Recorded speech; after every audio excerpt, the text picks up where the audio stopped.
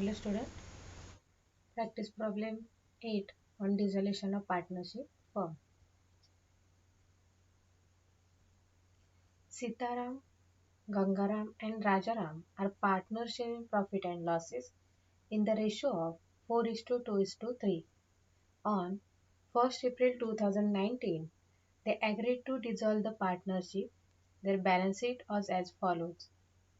Balance sheet, liability side, capital, Sitaram 65,000, Gangaram 45,000, Rajaram 7,000, reserve fund 18,000, profit and loss account 5,400, loan from Tukaram 10,000, sundry creditors 12,000, bills payable 4,600. Other side, assets, building 55,000, machinery 25,000, furniture 12,000, investment 15,000, bills receivable 3,500, sundry debtors 21,000, stock 28,000, cash in hand 5,500 and cash at bank 2,000. Tally 1,67,000. The assets realized: building rupees 46,750, machinery rupees 18,550, furniture rupees 9,600, investment rupees 10,650, bills receivable and debtors rupees 20,750. All the liabilities were paid off. The cost of realization was rupees 800. Rajaram became bankrupt and rupees 1,100 only was recovered from his estate. Show realization account, bank account and capital account of the partners. त्या problem मध्ये काय सांगितलंय, 3 partners आहेत, सीताराम, गंगाराम आणि राजाराम. त्यांचा profit sharing ratio आहे 4:2:3. त्यानंतर balance sheet मध्ये या ठिकाणी आता आपल्याला चेंजेस काय दिले बघा, कॅश इन हँड आणि कॅश ॲट बँक असे दोन्ही पार्ट दिलेले आहेत. कॅश इन हँड म्हणजेच कॅश ॲट बँक हे तुम्हाला अकाउंट ओपन करायला लागेल आणि त्यामध्ये बॅलन्स ब्रॉट डाऊन लिहून कॅशचा बॅलन्स किती आहे म्हणजेच हँड कॅश किती आहे हे तुम्हाला त्या ठिकाणी दाखवायला लागेल, कॅश इन हँड. त्यानंतर रिझर्व फंड पार्टनर्स कॅपिटलला ट्रान्सफर होणार, प्रॉफिट अँड लॉस पार्टनर्स कॅपिटलला ट्रान्सफर होणार, लोन फ्रॉम तुकाराम, लोन हा directly loan account, loan from Tukaram account आपण ओपन करायचं, अदरवाईज डायरेक्टली तो पेड ऑफ करून दाखवायचा, म्हणजेच तेवढा आपला वेळ वाचतो. त्यानंतर ॲडजस्टमेंटमध्ये असेट्स रिअलाइज झालेले आहेत. ज्या असेट रिअलाइज झाल्या आहेत त्यामध्ये building, machinery, furniture, investment and bills receivable and debtors. या ठिकाणी बिल्डिंग, मशिनरी, फर्निचर आणि इन्व्हेस्टमेंटसाठी सेपरेटली अमाऊंट दिली आहे, तर बिल्स रिसिवेबल अँड डेप्टर्स यासाठी कंबाईन अमाऊंट दिलेली आहे. तशीच त्या पद्धतीने आपल्याला ती घ्यायला लागेल. तिथे दोन्ही पर्टिक्युलर्स म्हणजे दोन्ही नाव आपल्याला दाखवायला लागणार आहेत. आता यामध्ये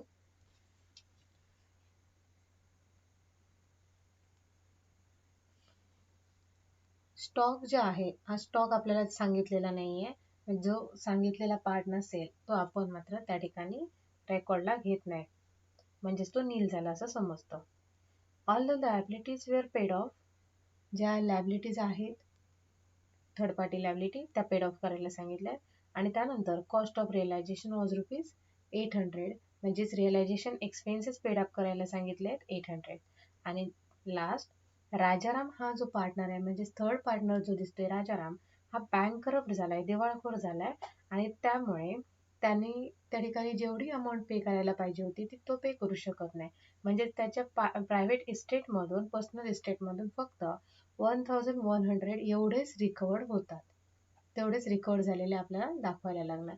अशी जर कंडिशन असेल, वन पार्टनर इन्सॉल्वंटचा जो काय आताचा प्रॉब्लेम आपण करतोय, अशी जर कंडिशन असेल तर आपल्याला काय करायला लागतं की जर असणाऱ्या पार्टनर्सपैकी वन पार्टनर हा इन्सॉल्वंट झालेला असेल तर रिमेनिंग जे पार्टनर आहेत ते स्वतःच्या प्रॉफिट शेअरिंग रेशोमध्ये, म्हणजे तो रूल आहे, स्वतःच्या प्रॉफिट शेअरिंग रेशोमधून इन्सॉल्वंट पार्टनर्सचा जे काही लायबिलिटीज आहेत ते पेड अप करू शकतात किंवा त्यांना ते करावे लागतात. त्यामुळे रिमेनिंग जे पार्टनर आहेत त्यांच्या रेशो ते आपापल्या रेशोच्या प्रमाणात इन्सॉल्वंट पार्टनर्सचे लायबिलिटी ज्या पेड करत असतात. प्रॉब्लेम सॉल्व्ह करूया म्हणजे व्यवस्थित लक्षात येईल.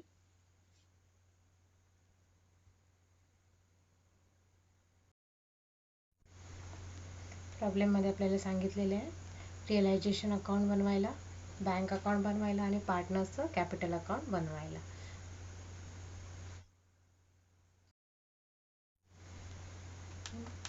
बँक अकाउंट पोस्टिंग करायला घेऊया. फर्स्ट आपण बॅलन्स शीट जे आहे हे त्यापैकी फर्स्ट म्हणजे असेट्स ट्रान्सफर करूया रिअलायझेशनला. असेट कोणते कोणते? Building, machinery, furniture, investment, bills receivable, debtors and stock. To sundry asset.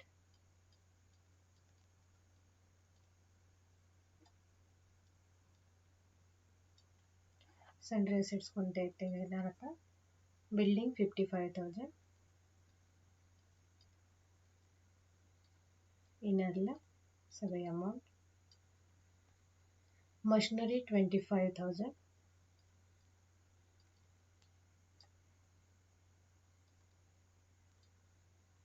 Furniture 12,000,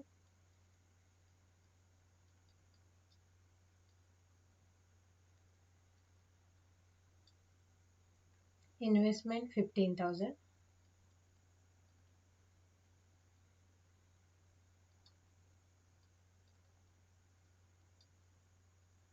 bills receivable 3,500,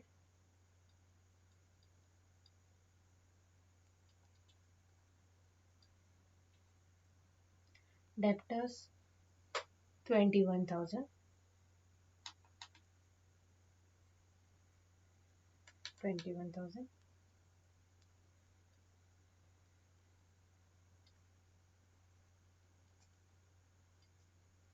स्टुडंटने textbook पुढ्यात ओपन करून ठेवायचं आहे. Stock 28,000,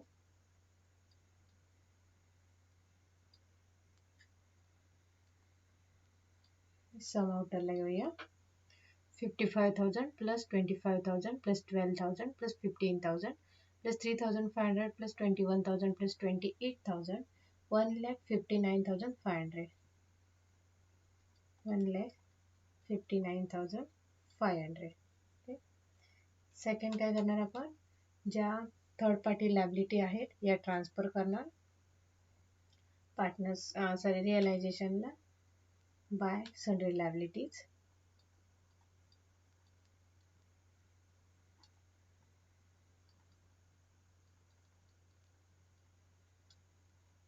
Sundry liabilities, creditors and bills payable.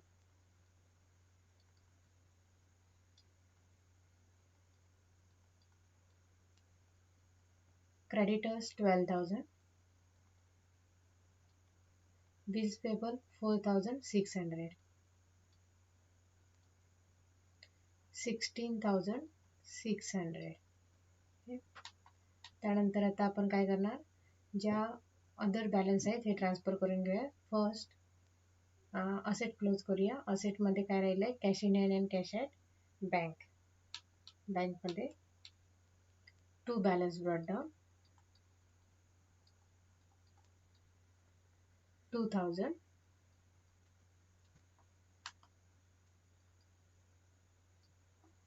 आणि कॅश इन हँड दिली आहे बघा, ती पण याच ठिकाणी येणार. हँड कॅश किती आहे ती? टू कॅश इन हँड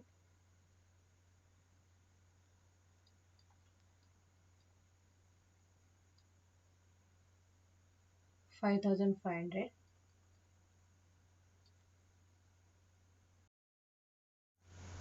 त्यानंतर असेट साईड संपली. लायबिलिटी साईडमध्ये कॅपिटलचा बॅलन्स लिहूया. By balance brought down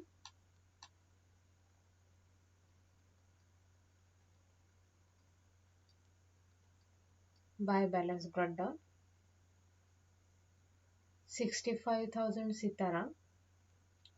Sitaram 65,000, Gangaram 45,000 and Rajaram 7,000.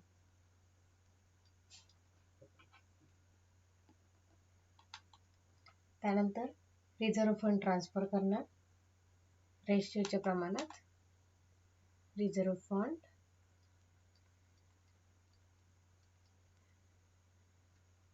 Fund आहे 18,000 and रेशिओ आहे 4:2:3. 18,000 upon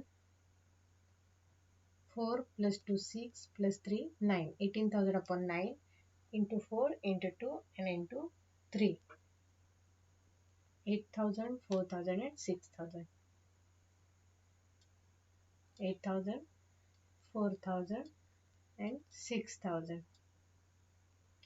त्यानंतर प्रॉफिट अँड लॉस अकाउंट आहे, तोही ट्रान्सफर करूया by profit and loss account.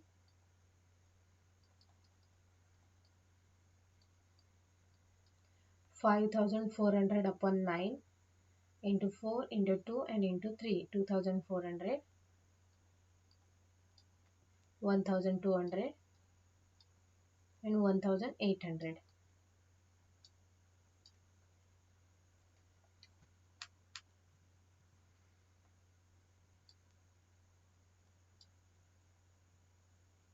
त्यानंतर loan from Tukaram. Loan account separately open करण्यापेक्षा डायरेक्टली आपण तो पेड अप करून घेऊया बँकमध्ये bye loan from Tukaram.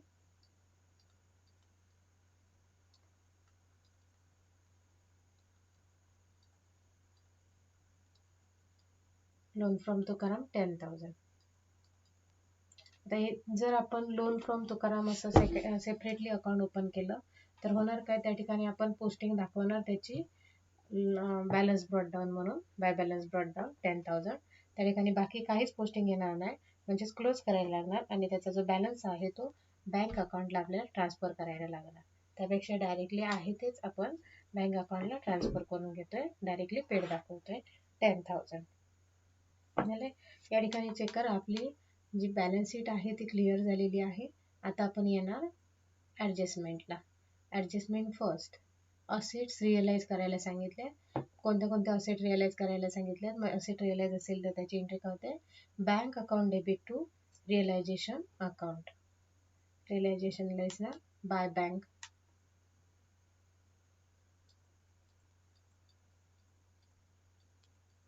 Account. कुठल्या कुठल्या रिअलाइज झाल्या आहेत, building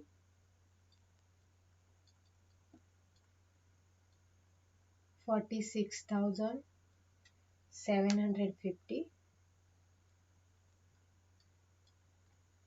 next machinery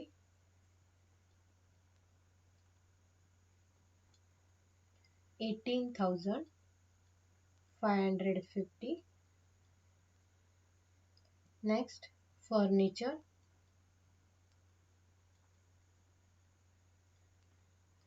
9,600. Investment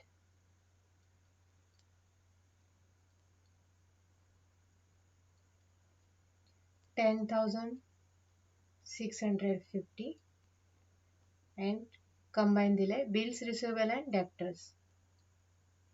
Bills receivable and debtors 20,750. Okay. Tally 46,750 plus 18,550 plus 9,600 plus 10,650 plus 20,750. 1,06,300.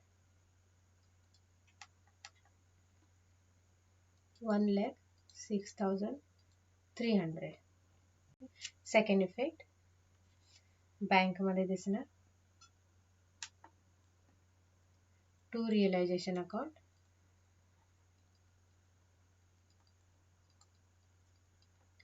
$1,06,300. Next adjustment. All the liabilities were paid off. All liabilities paid off करायला सांगितलेत, म्हणजेच realisation account debit to bank account.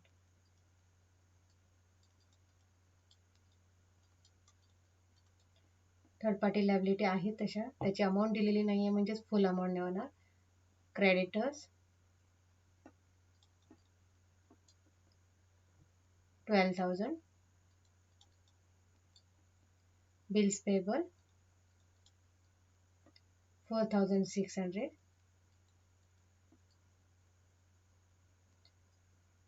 12,000 plus 4,600, 16,600. Second effect, bank मध्ये by realization account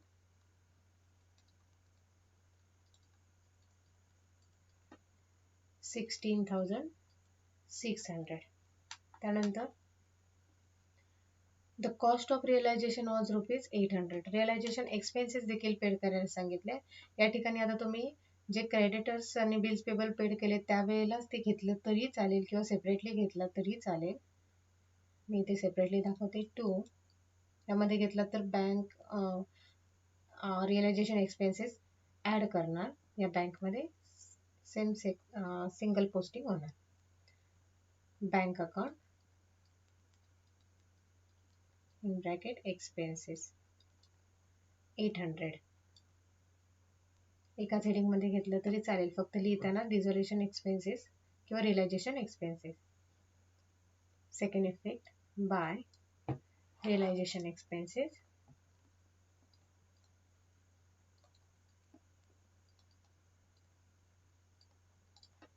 800. Next, Rajaram become bankrupt. जो राजाराम आहे हा bankrupt झालाय. And 1,100 only was recovered from his estate. तो bankrupt झालाय, तो दिवाळखोर झालाय, त्याची देणी जास्त आहेत आणि त्याचे प्रायव्हेट असे जे आहे किंवा प्रायव्हेट इस्टेट जे आहे हे कमी आहे आणि त्या प्रायव्हेट इस्टेटमधून तो त्याची देणी किंवा त्याच्या लॅबिलिटीज तो पे करू शकत नाही. तो फक्त त्याच्याकडून 1,100 एवढेच रिकवर होतात. मग त्याची entry bank account debit to bankrupt किंवा इन्सॉल्वंट पार्टनर्स कॅपिटल अकाउंट, म्हणजे bank account debit to Rajaram capital account. म्हणजेच राजाराम कॅपिटलला दिसणार बाय बँक.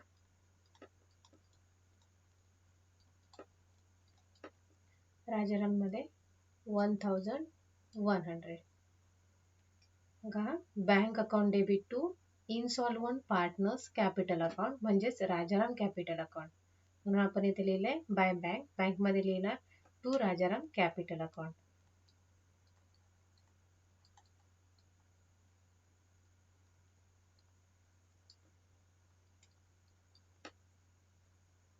$1,100. त्यानंतर या ठिकाणी ऍडजस्टमेंट संपल्यात.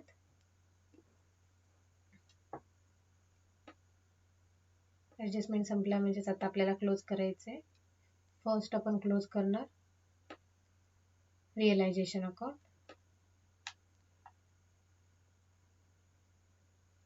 रिअलायझेशन अकाउंट क्लोज करत असताना मोठी साईड असेल तर दोन्ही साईडला घेणार. मोठी साईड कोणती दिसते बघा. या ठिकाणी डेबिट साईड मोठी दिसते. 1,59,500 plus 16,600 plus 800 1,76,900. 1,76,900 both side minus 16,600 minus 1,06,300 54,000. 54,000 एवढा आपला लॉस आलाय जो पार्टनर्स कॅपिटलला ट्रान्सफर होणार. म्हणून bye partners capital account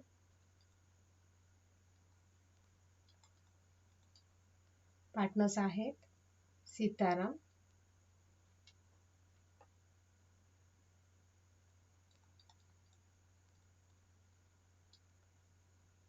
Gangaram and Rajaram. 54,000 त्यांच्या रेशोच्या प्रमाणात आपण त्यांना डिस्ट्रीब्यूट करणार 4:2:3. 2:3 means 54,000 upon 9 into 4 into 2 and into 3. 24,000 सीतारामसाठी, 12,000 गंगारामसाठी and 18,000 राजारामसाठी. ट्रान्सफर करणार पार्टनर्स कॅपिटलला to realisation bracket loss realisation account. 24,000, 12,000 and 18,000. आता आपण फर्स्ट क्लोज करणार इनसॉल्वंट पार्टनर्स. इनसॉल्वंट पार्टनर्स म्हणजेच राजाराम. जी मोठी साईड असेल ती दोन्ही साईडला घेणार. 18,000. आता या ठिकाणी जो डिफरन्स येईल तो सॉल्वंट पार्टनर्स म्हणजेच रिमेनिंग पार्टनर्स कडून भरून काढला जातो. आता तो डिफरन्स किती आहे तो फाइंड आउट करूया. बघूया, वर्किंग नोट वाटल्यास दाखवते मी तुम्हाला. आहेत किती? क्रेडिट साइड 7,000, डेबिट साइड मोठी आहे ना 18,000,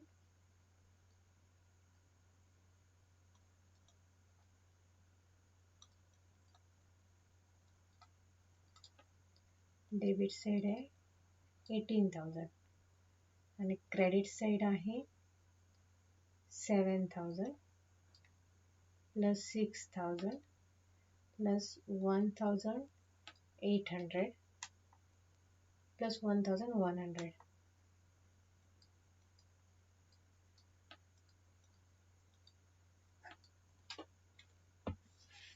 7,000 प्लस 6,000 प्लस 1,800 प्लस 1,100 ही त्याची क्रेडिट साइड आहे आणि ही या ठिकाणी दिसते ती डेबिट साइड आहे. म्हणजे हे झाले किती? 15,900 आणि डेबिट साइड आहे 18,000. म्हणजेच 18,000 मायनस 15,900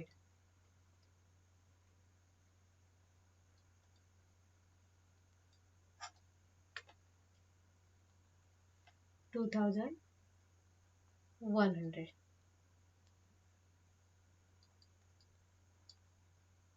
आता हे जे 2,100 आहे त्याचा जो काही डिफरन्स दिसतोय हा सॉल्वंट पार्टनर करून भरून काढला जातोय. मग सॉल्वंट आहेत कोण? एक म्हणजे सीताराम आणि दुसरा गंगाराम. सीताराम आणि गंगाराम असे हे दोन सॉल्वंट पार्टनर्स आहेत. म्हणजे सॉल्वंट पार्टनर्सचा रेशो ऑलरेडी रेशो आहे 4:2:3. यापैकी 3 हा कॅन्सल झाला.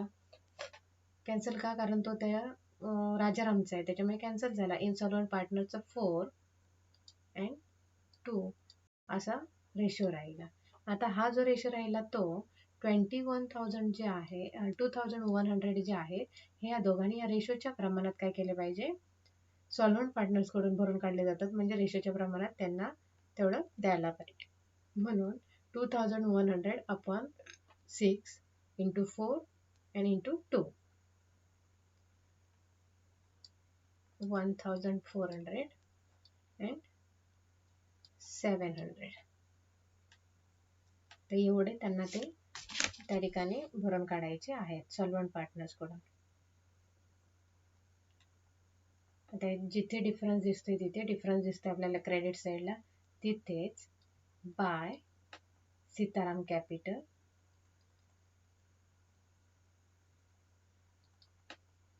किती सीतारामने दिलेत 1,400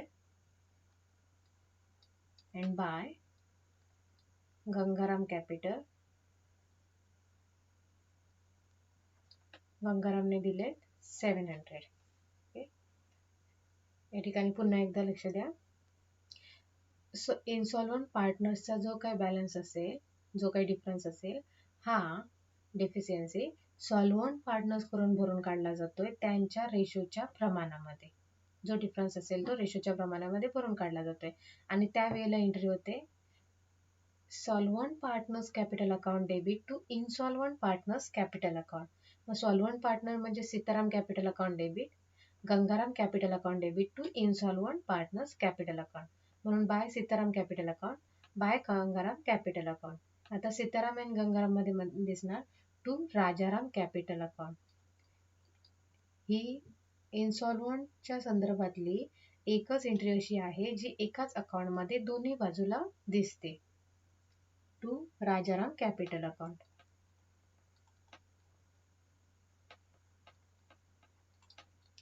किती घेतले?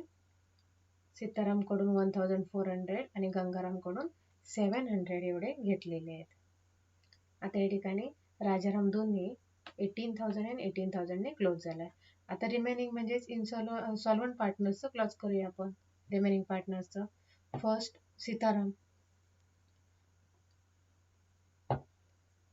सीतारामची क्रेडिट साइड मोठी दिसते 65,000 plus 8,000 plus 2,400 74,500 sorry 75,400.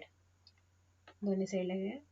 75,400 minus 24,000 minus 1,400 50,000. नाव काय येणार? To final settlement bank account.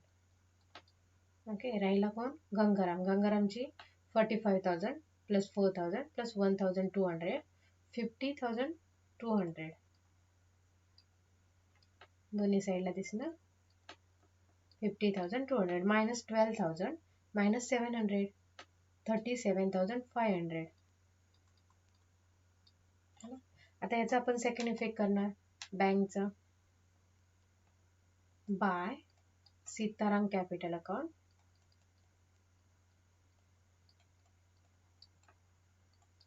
$50,000 and by Gangaram capital account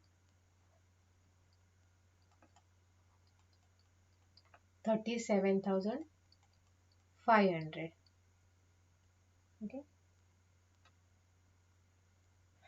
आता या ठिकाणी आपण क्लोज करणार first bank account debit side 2,000 plus 5,500 plus 1,06,300 plus 1,100 1,14,900.